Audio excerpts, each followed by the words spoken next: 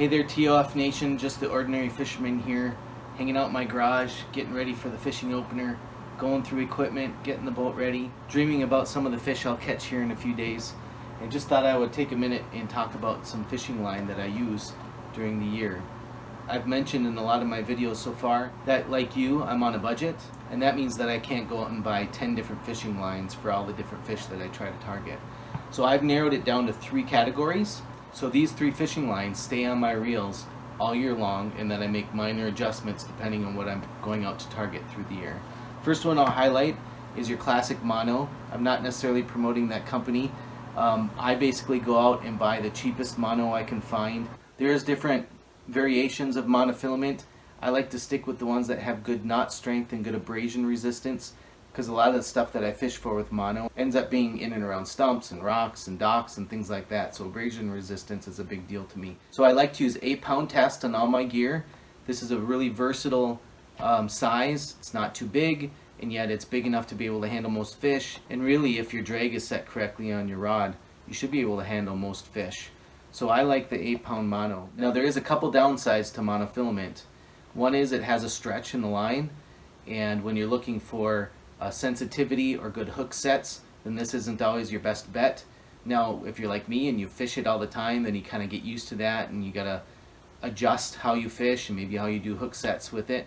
And the second downside is the UV rays of the sun tend to weaken this line, so you will have to change your line out on a yearly basis. That's what I usually do, unless I'm out fishing a lot in the summer. Then maybe I might take a rod or two that's been out a lot and replace it, but generally this will last me throughout the open water fishing season.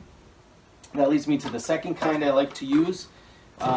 This is my Fluorocarbon replacement. Not necessarily promoting this company either. P-Line makes this copolymer line that's coated with fluorocarbon.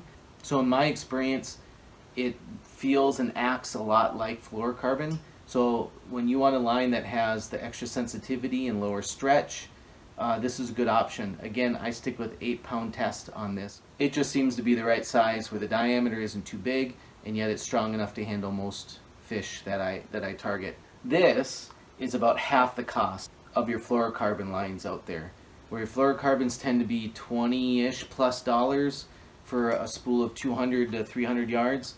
This is right around 10 bucks, 9 bucks. So for me, when I'm budgeting my money out through the year and trying to determine what I'm going to get, that's 10 extra dollars that I could spend on lures or something else in my fishing budget. So that's the second line I like to use.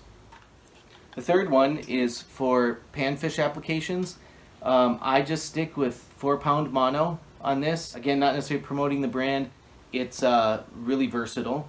I have experimented with some different kinds of line with how I like to fish for panfish, and I always seem to come back to the mono, which is great because it's the most affordable line really out there to get. Some people like 2-pound test and some of the lighter line. I like to use the 4-pound test because I cast a lot into reeds and around stumps and around docks and even around rocks a little bit. And again, the abrasion resistance is what I'm looking for with this a little bit thicker 4-pound test. And if I feel like I need something lighter, so then I'll just put a leader on my panfish rig of something smaller, like a 2-pound test mono or fluorocarbon or something like that. But I really like to use this 4-pound test for chasing panfish. So just a little extra tidbit of ideas for budgeting for fishing line. Keep an eye on how much line is actually on each spool that you buy. Just for instance, this one here had 330 yards on it, and this one as a P-line had 300 yards on it. There's certainly spools I've found that have 200 yards on it. So be aware of that, because if you're paying $10 for 200 yards of line versus $10 for 300 yards of line, you do the math, obviously it's cheaper for that 300 yards. Sometimes you can find generic brands out there that make monofilament. You can see the brand there. This was 600 plus yards for 11 bucks, and when you find that out there, I snatch that up because that goes twice as long for the same money. So that's the ordinary fisherman's take on fishing lines. Thanks again for joining me with this tidbit. Remember, you don't have to spend a lot of money to catch fish. There's always a fish biting somewhere. You just gotta go find them. Now get out there and go catch some fish. God bless, and tight lines.